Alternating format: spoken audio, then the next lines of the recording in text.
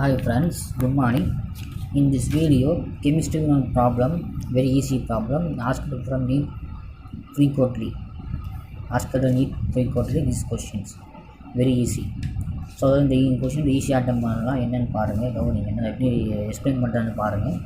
What mass of கேஐனா potassium hydrate recovered to produce 0.2 moles K2HEI4. அதாவது molar mass வந்து 167 கொடுத்துருக்காங்க. அதாவது இப்போ பொட்டாசியம் ஹைட்ரேட் வந்து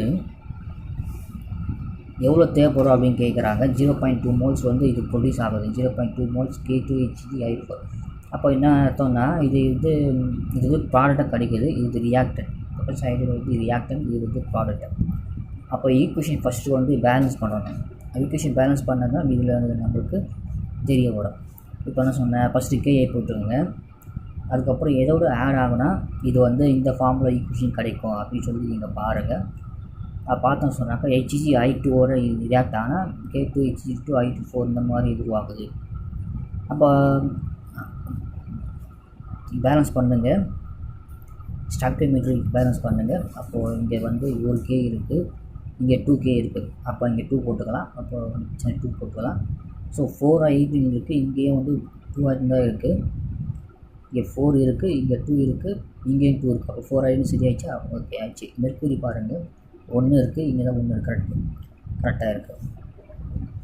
அப்போது என்ன, ஃபஸ்ட்டு வந்து எப்படி வந்து ரியாக்டாக கண்டுபிடிக்கிறது, எப்படி கண்டுபிடிச்சு சொன்னாங்க. கேஐ K2 இருக்குது, அப்போ இங்கே 4 இருக்குது.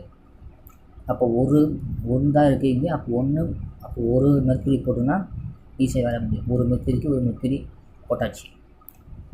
அப்போ ஐ எவ்வளோ இருக்குது பாருங்கள். அயர்ன் 4 இருக்குது, இங்கே வந்து 1 தான் இருக்குது. அப்போ 4 இருக்குதுன்னு சொன்னாக்கா இங்கே ஒரு அயர்ன் போட்டுங்கனாக்கா அப்போ கேஐ இங்கே ஒரு 2 போட்டுங்கன்னா இங்கே ஒரு 4 போட்டுன்னா 4 ஆகிடுச்சா, முடிச்சு. இப்போ வந்து மோல்ஸ் ஸ்டாக்கியோமெட்ரி கண்டுபிடிச்சிட்டோம். இப்போ வந்து 2 மடங்குன்னா இது 1 மடங்கு. அப்போ இது தான் கேட்குறாங்க, 0.2 moles தான் கேட்குறாங்க. இது 1 மோல்னா இது 2 மடங்கு. அப்போது இது 0.2 mole கிடைக்குது. அப்போ எவ்வளோ இது 2 மடங்கு எவ்வளோ, 0.4. அப்போ நம்ம இதுலேருந்து நம்ம என்ன கண்டுபிடிக்கணும்னு சொன்னாக்கா mass by molar mass into mole. அப்போ மாஸ் தான் கண்டுபிடிக்கணும். இதோட மாஸ் எவ்வளோன்னு கேஐ மாஸ் எவ்வளோன்னு கண்டுபிடிக்கணும். மோலார் மாஸ் 267 கண்டுபிடிக்கணும். Mass by 167 0.4. அப்போ 6.8 கிராம் வருது.